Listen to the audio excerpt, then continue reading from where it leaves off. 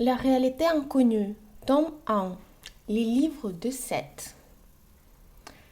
Partie première. La réalité inconnue et vous. Session 679. Lundi 4 février 1974. Avant la session, j'ai montré à Jeanne une photo d'elle lorsqu'elle était enfant et une de moi très jeune. Elles ont toutes les deux à peu près de même taille, environ 8 cm sur 13, et le même aspect fragile et décoloré, comme si elles avaient été prises au même temps, au même moment, même si la mienne est plus vieille de 20 ans. Ma photo est restée 53 ans dans l'un des albums de la famille Butte. Elle a été prise par mon père Robert Senior et elle est datée du 1er janvier 1921. J'avais presque 2 ans. Mes cheveux sont blonds et bouclés, vêtus d'une barboteuse de chaussettes blanches montantes et de petites chaussures noires. Je suis debout dans le jardin de la maison que mes parents louaient à Mansfield, une petite ville universitaire dans le nord-est de la Pennsylvanie. Je regarde enchanté une douzaine de poussins qui sont dans l'herbe à mes pieds. Derrière moi, flou, il y a une adolescente inconnue assise sur une balançoire accrochée à une branche d'arbre et à côté d'elle une poussette vide en osier. La mienne? Point d'interrogation. En arrière-plan, une voiture décapotable est garée dans l'allée. Je pourrais ajouter que Mansfield n'est que à une cinquantaine de kilomètres au sud d'Elmira, dans l'État de New York, là où nous vivons actuellement, Jane et moi. La photo de Jane, elle a été prise il y a 33 ans par une dame plus âgée amenée, que l'avait amenée en excursion jusqu'à une source thermale des environs de Saratoga Springs, lieu de villégiature de l'État de New York, où Jane vivait avec sa mère Marie, alitée et une gouvernante. De sa petite main d'enfant, Jane avait griffonné à l'arrière de la photo le nom de son ami et la date. Bien des années plus tard, elle devait me confier. Ma mère détestait cette femme. Sur le cliché, c'est une belle journée ensoleillée d'août 1941. Jane a 12 ans. Elle est assise dans l'herbe devant des arbustes à feuilles persistantes, légèrement penchée en arrière, appuyée sur sa main droite et les jambes nues, sagement repliées. Elle porte une robe en tissu imprimé qui lui a été donnée par l'orphelinat catholique de Troy, situé à 50 km de Saratoga Springs. Elle avait passé les 18 mois précédents dans cette institution pendant que sa mère était hospitalisée dans une autre ville pour suivre un traitement contre la polyarthrite chronique évolutive. Jane porte aussi un pull à manches courtes que sa mère lui avait tricoté pendant qu'elle était à l'hôpital. Les cheveux blonds de Jane, qui allaient devenir complètement noirs, sont soigneusement peignés avec une barrette et une raie au milieu. Son visage a une rondeur juvénile, mais n'est pas vraiment souriant. Elle n'a cependant pas l'air renfrognée, assise Assise ainsi dans l'herbe, elle semble plutôt vous fixer à travers l'objectif, révélant un regard grave, presque maîtrisé, qui détend chez une personne de son âge. Ces deux photos ont pour moi une qualité mystérieuse que j'ai souvent trouvée intrigante. Une aura dû en partie au fait qu'elles sont anciennes, personnelles et tellement irremplaçables, je suppose. Mais depuis longtemps, je m'étais rendu compte que d'autres sentiments étaient liés à ces photos. Jane a commencé à transmettre le matériau de cette fin 1963 et peu de temps après, celui-ci a développé ses idées sur les probabilités. En regardant ces clichés par la suite, j'ai spéculé à de nombreuses reprises sur les réalités probables entourant ces deux jeunes sujets. Je dis maintenant à Jane que je comprends le cours des actions que chacun de nous a choisi de rendre physiques ou réelles en nos termes. Mais qu'en est-il de toutes les autres voies dans lesquelles nos moi probables se sont embarqués depuis que ces photos ont été prises? Ces photos représentent-elles en fait des images immatures de nous-mêmes, de la Jane et du Rob que nous connaissons et que nous avons toujours été? Ou montrent-elles depuis notre point de vue une Jane et un Rob probables? Deux individus qui, il y a longtemps, ont entrepris leur propre voyage à travers d'autres réalités. Je n'étais pas claire sur ce que je voulais savoir et j'avais du mal à l'exprimer à Jane. Je souhaitais peut-être simplement que cette fasse des commentaires sur les probabilités d'une façon plus personnelle. Note ajoutée plus tard. À ce moment-là, je ne me doutais pas que ces questions allaient déclencher un nouveau livre de 7. Les signes extérieurs de trans chez Jane en tant que 7 sont en eux-mêmes très intéressants et je ne veux pas les minimiser. Je les décris d'ailleurs de temps à autre. Toutefois, ma véritable fascination est pour ce que je nomme la conscience ou énergie grandement accrue dont Jane fait preuve au cours des sessions. Et dans ce qu'elle transmet, je sens toujours de façon sous-jacente un flux encore plus puissant de cette qualité-là. Je pense à cela tandis qu'elle est tranquillement assise dans son fauteuil à basculer, attendant que Seth se manifeste. Au bout de quelques minutes, sa main droite se lève vers ses lunettes et les enlève. Ses yeux sont maintenant beaucoup plus sombres et lumineux qu'à l'ordinaire. Elle est dans un état de dissociation de transe. Seth est là, en train de me fixer. 21h41. Maintenant, bonsoir. Bonsoir, Seth. En tant que Seth, Jane prend brièvement en main les deux photos que j'ai posées sur la table basse entre nous. Je vais faire deux choses ici.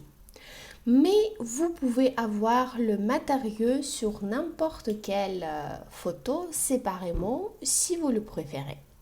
Oui, Chacun de nous, encore une fois, a choisi ses parents et son environnement. Vous parliez dans vos notes, il y a 2 jours, de préconitions en lien avec l'art, un point excellent. La préconition en ces termes-là s'applique également à votre naissance, quand à l'avance, vous vous rendez assez bien compte à des niveaux inconscients des conditions que vous allez rencontrer. Vous les avez choisies et projetées en avance à l'extérieur dans le vecteur du temps. Ces conditions, cependant, tout en étant établies d'une certaine manière, sont par ailleurs extrêmement souples, de sorte que d'innombrables variétés d'événements probables peuvent en découler. De façon décognitive, vous vous rendez bien compte inconsciemment en vos termes, une fois encore, des résultats de toute action ou cause donnée. Quand celle-ci, la photo de Jane, a été prise, Rubert s'était déjà rendu compte des intérêts et préoccupations qui, dans l'ensemble, seraient dominants dans sa vie future, même si son cheminement particulier n'avait pas encore été choisi. Ceci jette une certaine lumière sur l'expérience actuelle. L'arrière-plan religieux était là. Conformément à sa préférence et à sa demande, il a changé d'établissement après son SM1, passant d'une école publique à une catholique. Cela allait à l'encontre de l'avis de sa mère qui avait le sentiment que les écoles publiques étaient meilleures et socialement plus bénéfiques. À cet âge-là, quand il a changé d'école, Rubur avait une telle volonté qu'il a forcé sa mère à accepter ce changement. Il a fait un tel tapage, Rubur, et eut de telles crises de colère que la permission lui était accordée. Même en ce temps-là, il était entêté. Comme sa mère, il a toujours été très imaginatif. Socialement, sa mère était audacieuse, affichant sa beauté auprès d'éléments peu recommandables de la société. Beaucoup plus tard, Rubur allait sortir avec des hommes peu recommandables de son entourage. Pourtant, ni la mère ni la fille n'ont vu ce parallèle. À l'époque, la mère voulait que Rubur ait un mari respectable et si possible riche, et elle ne comprenait pas pourquoi elle choisissait des hommes non conformes. Rubur a choisi un contexte dans lequel il était pauvre, comme l'avait fait sa mère. Celle-ci était aussi brillante, mais elle avait choisi de s'en remettre à sa beauté pour s'échapper de son empêchement. Rubur a misé sur son cerveau. Ce matériau a été donné au fil des ans dans une série de sessions personnelles. Oui. Le non-conformisme de Rubur a adopté le cadre plus large des idées non conventionnelles. En arrière-plan, en étant qu'un enfant, pris en charge par le département d'aide sociale, se permettre des petits plaisirs ou du luxe, avoir un comportement trop non conformiste. Tout cela était dangereux dans le contexte choisi. Les voisins auraient pu rendre compte de toute transgression à cet organisme. C'est à peu près à cette époque-là, en tapotant la photo, que Rubur s'est assis sur les genoux d'un homme adulte sous la véranda à l'avant de la maison. Des voisins l'ont dû signaler, l'idée étant qu'il pouvait s'agir d'une perversion sexuelle.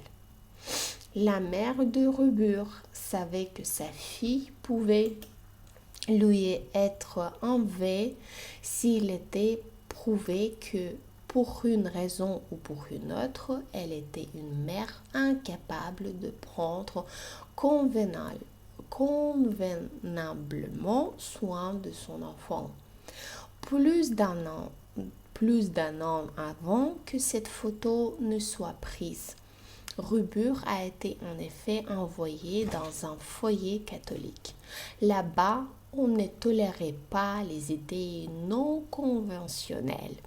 On faisait l'expérience de l'inflexibilité du dogme, consciencieusement mis en application dans l'activité quotidienne. Et dans ce cadre-là, Rubur a tenté de s'échapper et de focaliser sa nature profondément mystique.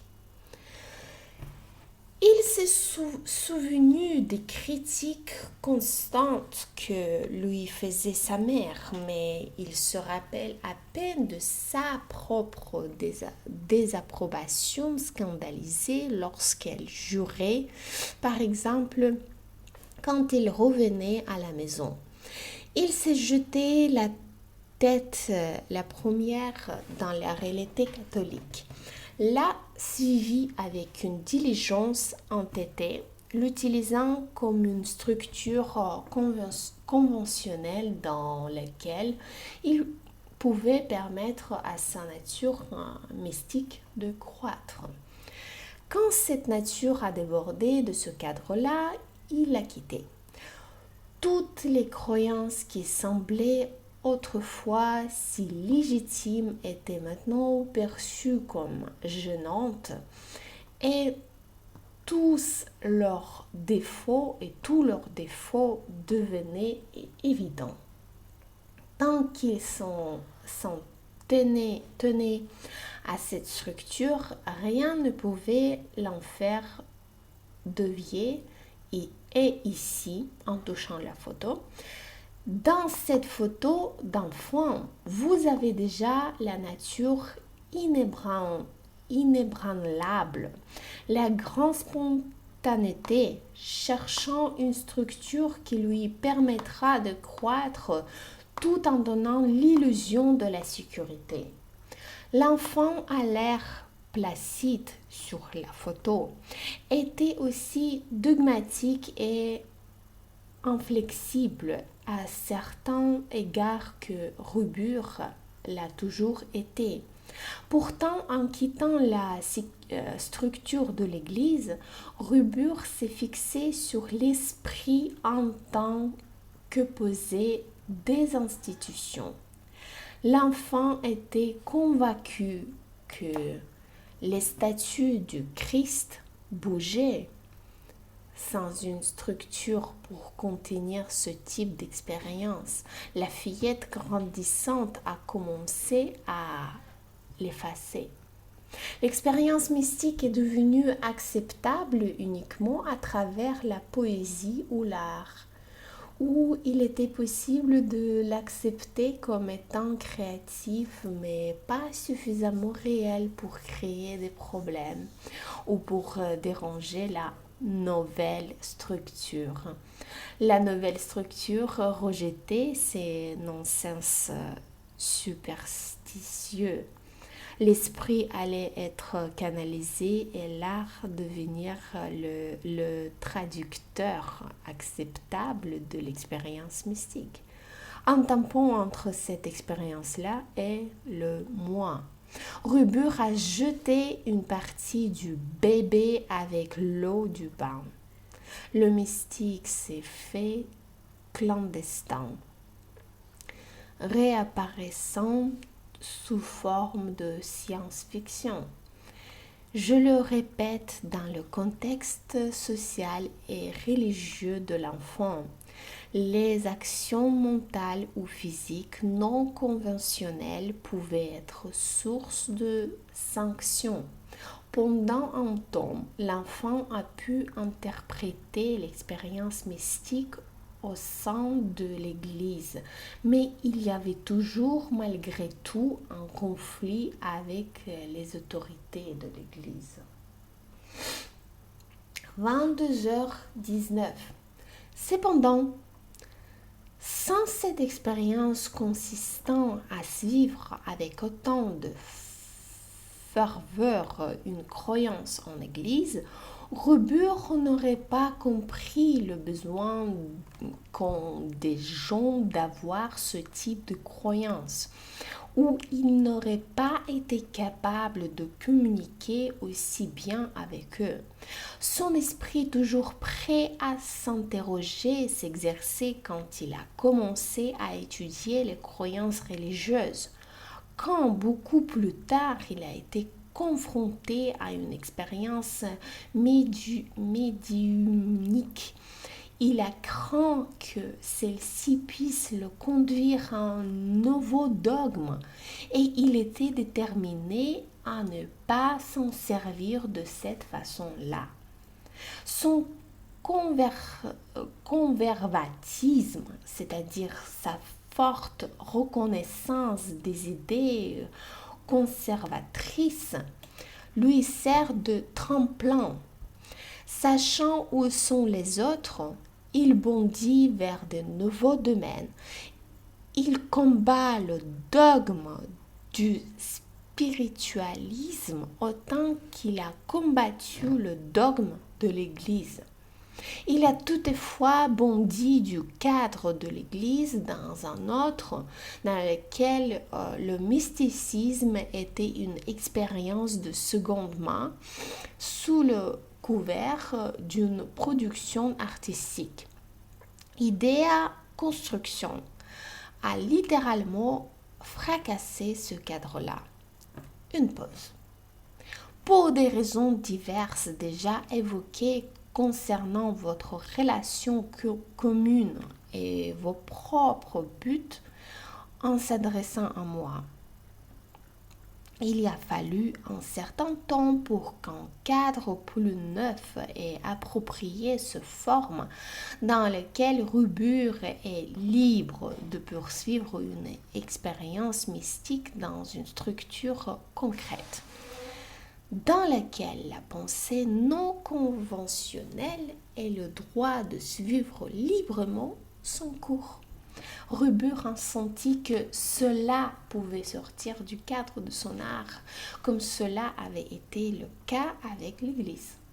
Les symptômes physiques ont servi très littéralement de cadre dans lequel une liberté mentale et psychique était accordée à la spontanéité dans une certaine mesure, au moins jusqu'à ce qu'ils se sentent en sécurité.